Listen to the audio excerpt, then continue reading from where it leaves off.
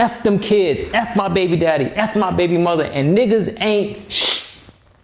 We're gaining an immense amount of love and support. But why is the group chat not talking about women's health? Why is it missing that? Every single day, countless women, countless mothers put on a brave face. They smile, they nurture, they conquer. But beneath that strength, an invisible battle often engages. Their mental health, their very well-being is silently struggling, often overlooked, even by the closest to them. So why is the mental health of women, especially mothers, often missed? Societal pressure and deeply ingrained expectations that chip away at their foundation.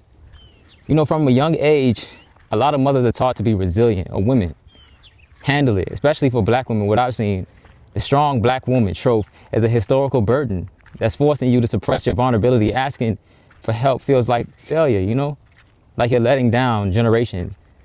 Society paints an unrealistic picture of the perfect mom. Always happy, capable, never tired, never afraid. I think that this ideal creates an immense guilt of shame, making women hide their struggles. And they're afraid to break the mold. It's not just the visible chores.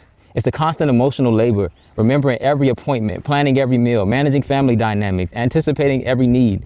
This unseen mental load is exhausting and often goes unacknowledged.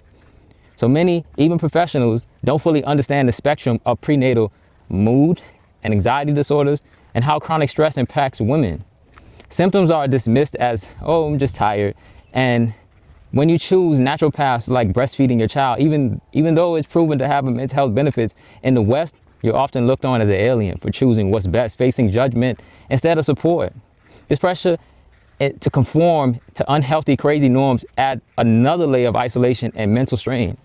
Let's get real about why many women, mothers, are actually experiencing these aren't just bad days.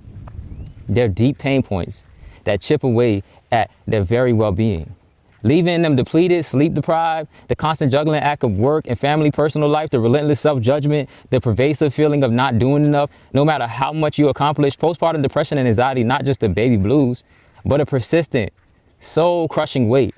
The loss of identity, feeling like you've lost your motherhood, feeling like you're lost in motherhood, the profound isolation, even in a crowded room. For our black sisters, this is deeply compounded. The exhaustion of fighting systemic racism daily, the sting of constant microaggression, the historical trauma carried in the bones.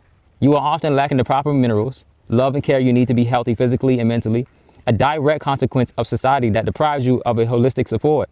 And when you try to ask, you're scolded for it, beaten down to stay in line.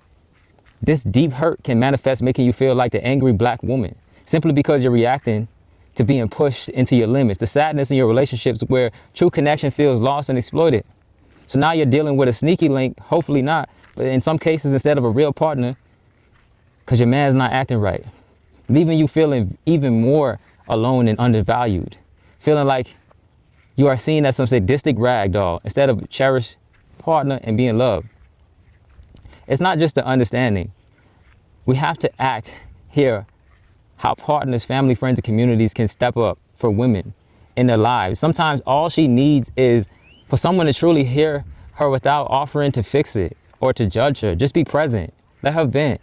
Validate her feelings no matter how heavy they are. Don't just say, let me know if you need anything. Be specific. I'm making dinner. What can I bring? Can I take the kids for a few hours while you rest? Take initiative with the chores, the errands, the childcare. For partners, pick up the slack where she's trying to get. You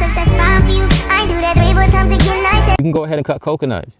You know, give her plant-based meals that's ready. You know, remind her that taking time and relaxing isn't selfish. It's essential for her well-being. Help her guard that time.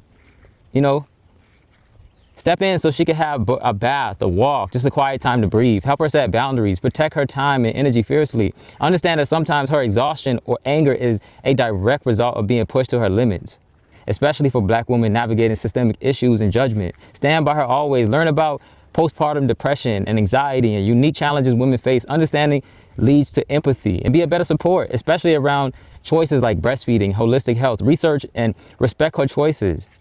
Now for you, Queen, if you're feeling this deep in your soul, remember, you are not alone. And it's okay to say you need proper love, care, and support. As someone who's seen these struggles firsthand, not a medical professional, just a living example and a loving husband celebrating his wife, here are some free, powerful steps you can take to reclaim your mental health. Every 15 minutes, of the day, try to get some fresh air. Go get some sunlight. Walk. That can shift your mood. Dance to your favorite music. You can stretch. Move your body in a way that feels good and helps process all of that stress. Reach out to that trusted friend, a sister, a family member. A simple call, a text, a video chat can combat isolation. Find spaces where you feel truly seen and heard, and where your natural choices are celebrated and not judged. There's free apps even online that you can join, groups where they do things like breathing. Just a few minutes a day can help you be calm. Get back to feeling like you're centered. Make sure you sleep well, because sleep is definitely medicine. And they impact your mood and everything. And just take breaks from social media as well. Social media, I feel like, put out these unattainable lives, and there are not enough people being real and being vulnerable on social media. So it just creates this narrative that can lead you to depression and feeling like you're not enough. And they don't understand your journey.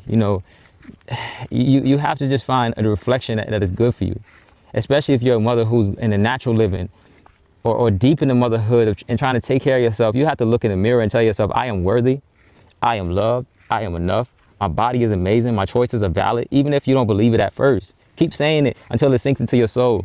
To every single woman, every single mother watching this, hear me now. We are actively working to show the world how a woman should be loved, cared for, and cherished, because truly, you are everything. You deserve the soft life. You deserve deep, unconditional love. You deserve to be in an environment where you are truly supported, where your needs are met, where you are waited on hands and foot when you need it the most. You are not meant to be pushed to the bottom of society and treated like some sadistic ragdoll. Please, please, please don't. Do not accept anything less. Your well-being matters. Your mental health matters. If no one else cares, know that I care. You are special in every single way. And remember this, remember me saying this and reaching out and sharing that this is what it is. So leave a comment below sharing one thing you're doing for your mental health today if you feel like it.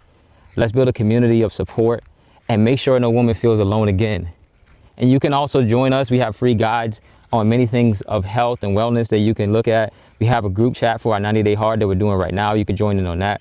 But you can also just write us and then watch videos, like, comment, subscribe, but make yourself aware and make sure you're there, because we want to connect and build with the right people and uplift everyone around. But as I always say on this channel, and I'm also going to leave a poem at the end of this before I leave out that you can listen to anytime that you feel down, unworthy, or unheard. And that poem would be right here at the end. But as I say always, from the bottom to the top, health is wealth. Find your passion, chase your dreams, in a job that's more than it seems. Wake up smiling every day.